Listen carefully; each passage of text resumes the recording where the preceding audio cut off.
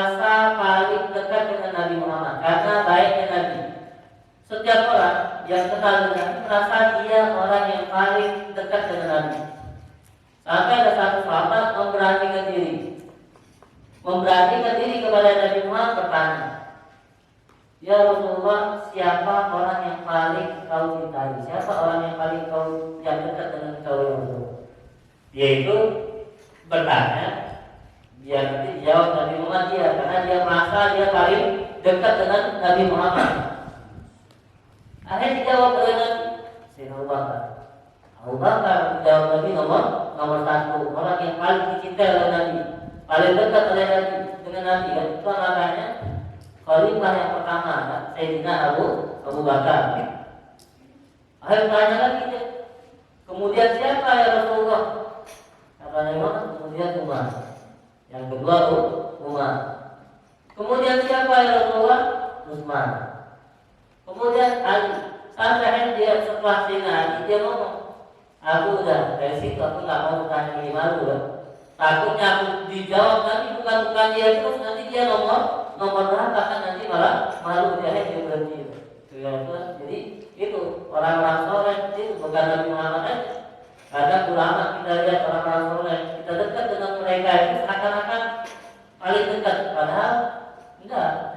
Apa muamalah mereka menjadikan orang itu di dekat mereka itu senang, seakan-akan dekat dengan mereka. Talha bin Ubaidillah, wafatan Arab bin Rahman, masuk Islamnya gara-gara Rohib pendeta.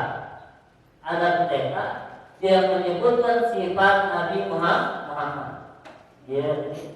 Dan dulu pendeta dulu, seperti sekarang, mungkin ajaran mereka itu ada yang masih dari zaman alami dari dulu kan. Tapi kalau sekarang ini udah banyak berubah. Kan enak cerita pendeta Bakirah atau Bukhairah yang mengabarkan bahwasannya ini Nabi Muhammad masih kecil kan. Ini adalah Nabi dan orang-orang Yahudi ingin membunuh. Ketika Nabi Muhammad dan pamannya Abu Thalib mau ke Syam, ketemu pendeta ini ada pohon yang mana di pohon itu tidak berteduh di situ kecuali Nabi. Disebutkan di dalam kitab mereka. Nanti ada Nabi yang berteduh di pohon itu. Dia ini anak ini berteduh di pohon itu. Dia lihat ciri-cirinya benar ini Nabi. Jadi di kitab-kitab mereka itu disebutkan memang tentang Nabi Muhammad. Ini pendeta-pendeta zaman dulu. Nah ini kalau Habib Ubaidillah dapat tentang Nabi Muhammad dari pendeta cerita ada Nabi yang datang dan menyebut sifat-sifat Nabi Muhammad. Akhirnya ketemu dengan Sayyidina Abu Bakar. Ini kalau Habib Ubaidillah ketemu dengan Sayyidina Abu Bakar. Ketika ketemu dengan Sayyidina Abu Bakar, dinasihati Sayyidina Abu Bakar. Oh itu Muhammad ada itu, dia benar yang diajak. Oh dinasihati Sayyidina Abu Bakar. Ada setelahnya cerita Sayyidina Abu Bakar tergugah hatinya, dikenalkan dengan Nabi Muhammad dan akhirnya masuk Islam. Akhirnya Bakar cepat dia masuk Islam karena dakwahnya Sayyidina Abu Bakar. Di dakwah ini pahala luar biasa, mengislamkan orang. Jadi dikatakan la syai'a yasulu qalban nabi illa bil ilmi wa tabligh wa amal bih. Kata Al-Habsyi mengatakan tidak ada yang menyenangkan hati Nabi Muhammad melebihi daripada tiga ini. Tiga ini paling menyenangkan hati Nabi Muhammad. Yang pertama apa? Ilmu, belajar ilmu. Illa bil ilmi, dengan ilmu dan menyampaikan, mengamalkan ilmu. Setelah belajar ilmunya diamalkan.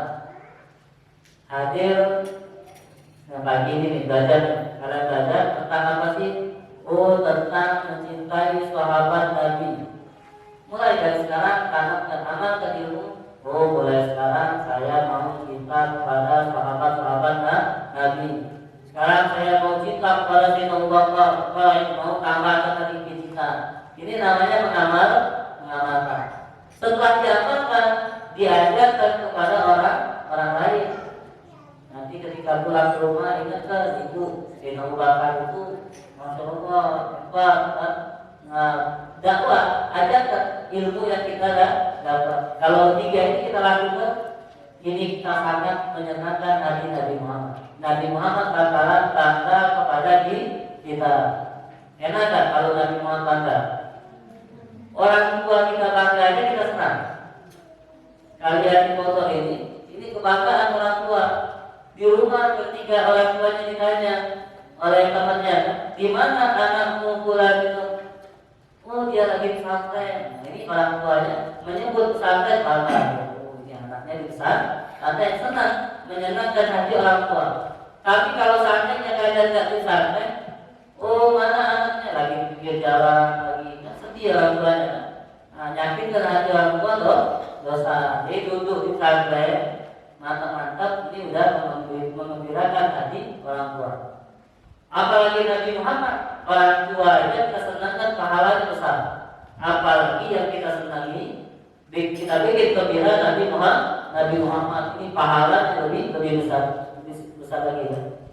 Wa fi masalahu ila Islam Suhaib Ar-Rumi. Nah ini ada juga yang masuk Islam namanya Suhaib Ar-Rumi. Bahkan yang mawali dia ini termasuk hamba sahaya. Ar-Rumi termasuk hamba sahaya. Wa Ammar bin Yasir dan Ammar bin Yasir. Ammar bin Yasir ini nih yang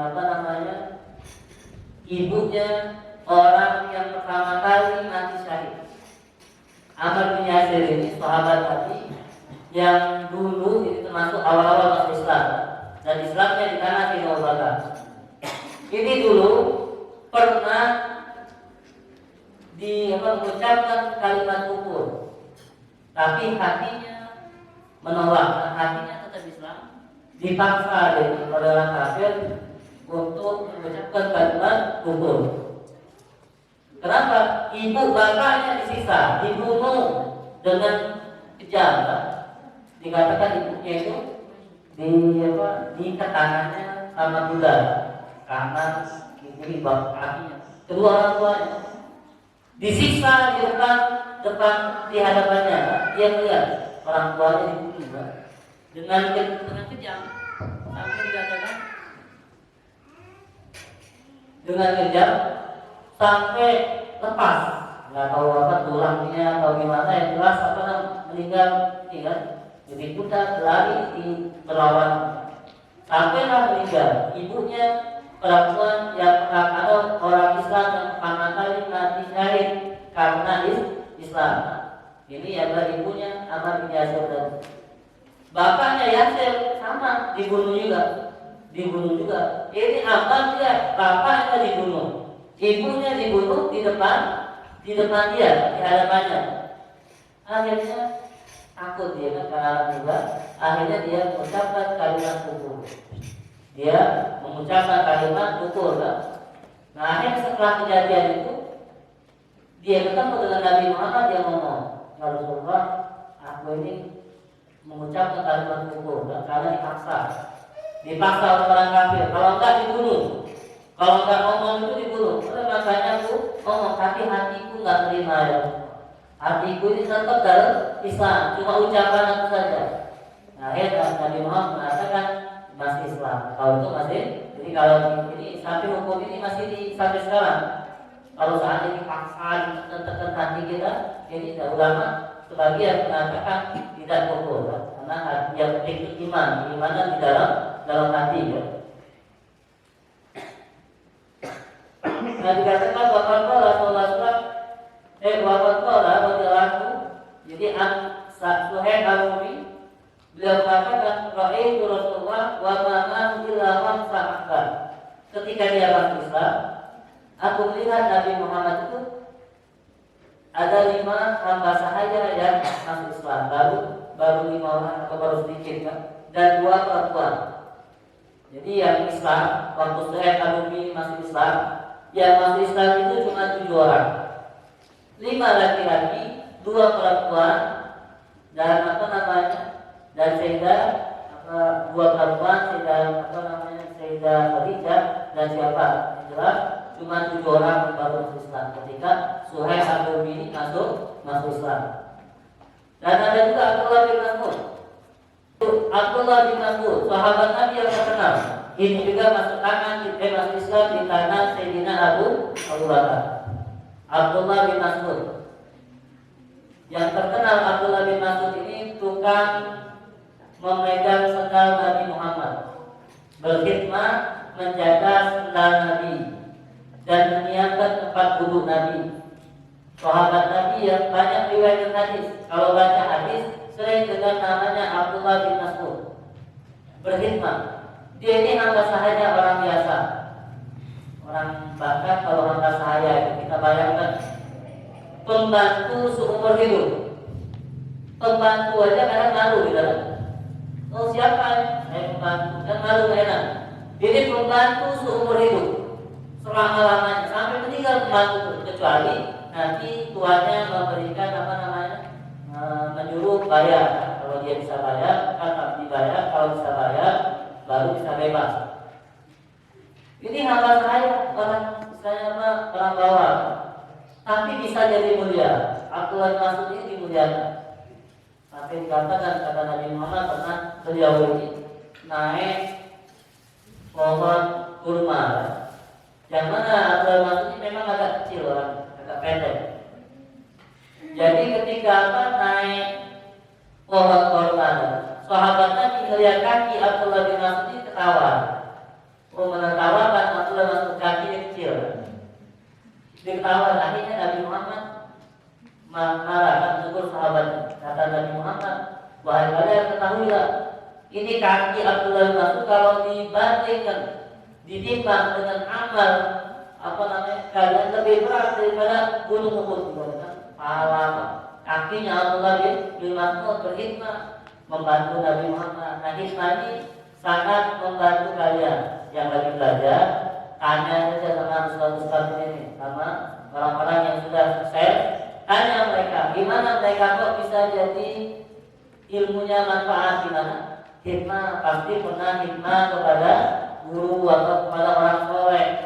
Hikmah atau kirim Al-Fatihah, baca kirim Al-Fatihah kepada ulama-ulama. Sering Al-Fatihah kepada Syekh Abdul Qadir Jilani. Nanti insya Allah dekat dengan Syekh Abdul Qadir Jilani. Sering baca maulid. Maulid siapa kita baca? Dekat dengan Nabi Muhammad, dekat dengan pengarang maulid tadi kan. Nah jadi Abdullah bin Mas'ud karena yang pertama sebab Islam Abdullah bin Mas'ud ini lagi mengembala kambing. Dia itu lagi mengembala kambing. Nabi Muhammad aja dulu awal-awal mengembala kambing. Ini menunjukkan kesederhanaan Nabi Muhammad. Padahal Nabi orang paling bagus, orang paling mulia, tapi tak malu. Ini ada nanti di antara kita ada orang yang biasa-biasa saja, tapi gengsinya luar biasa. Disuruh ini nggak mau gengsi, ini nggak mau. Kita punya guru dulu, dia bilang hikmahnya dulu luar biasa. Sampai dikatakan di kamar mandi itu dulu pernah sekarang dia lama besar, dia coba ini. Jadi dia cerita dulu di motor itu pernah subsisten yang tempat kotoran itu ini kan, nggak ada yang berani. Dia sendiri yang berjanji, yang lain tak ada yang mau. Dengan hikmahnya dia, subhanallah. Sekarang dia ulama besar dan dia merasa kata dia mungkin ini gara-gara itu, gara-gara hikmah dulu yang orang nggak mau dia. Ada juga kita punya kakak kelas tuh, dia punya pekerjaannya setiap hari bersihkan kamar mandi. Jadi kalau dia masuk kamar mandi itu selalu dia bawa sikat. Setiap masuk kamar mandi sikat. Dia nanti kamar mandi nomor 1, besok kamar nomor 2, besok nomor 3 di kamar mandi. Setiap kamar mandi bersih sama dia. Akhirnya gara-gara itu, subhanallah, sekarang di Kalimantan ya, jadi ulama besar. Sampai kalau majelis dia ribuan orang yang hadir. Keberkahan dapat berkah gara-gara hikmah, sering bantu umat bersihkan tugas. Nah hikmah ini bikin ilmu kita berkah. Kalau pengen ilmunya berkah dengan berhikmah. Contohnya sahabat Nabi Abdullah bin Mas'ud. Ilmunya berkah. Hadis-hadis Nabi banyak meriwayatkan Abdullah bin Mas'ud yang meriwayatkan karena keberkahan. Walaupun mungkin sibuk, dia menambah cahaya. Belum bantu nabinya, belum ininya, belum ini, nanti dapat ilmunya manfaat. Para malahan ayatul ghafirah dikatakan ketika beliau melihat tanda-tanda kenabian yang dia ada di ciri-ciri Nabi Muhammad SAW dan melihat akhlak-akhlak Nabi, melihat akhlak Nabi yang luar biasa. Akhirnya kalau beliau meninggal menyebabkan hamba patung-patung beliau meninggalkan dan waladi Rasul dan senantiasa bersama Rasul, ikut Nabi Muhammad SAW. Yang jelas biasanya kalau hamba sahaya ini dibebaskan. Abu Bakar itu banyak membebaskan budak. Di antaranya bila kan dibayar oleh Sayyidina Abu Bakar kan? Dibeli habis Islam. Sama sahabat yang lain, Abdullah bin Mas'ud, gimana kok bisa enak banget dia ninggalkan tuannya, dibebaskan, habisnya dia ikut Nabi kan? Dan banyak dekat dapat sering kumpul dengan Nabi, duduk dengan Nabi Abdullah bin Mas'ud ini kan. Wayang si amanu kalau berjalan, Nabi Muhammad berjalan, Abdullah bin Mas'ud ini depan. Kenapa? Jadi kalau ada halangan apa-apa, dia yang pertama kali kenal. Jadi ada yang sahabat Nabi itu, ya tugasnya itu selalu menjaga Nabi.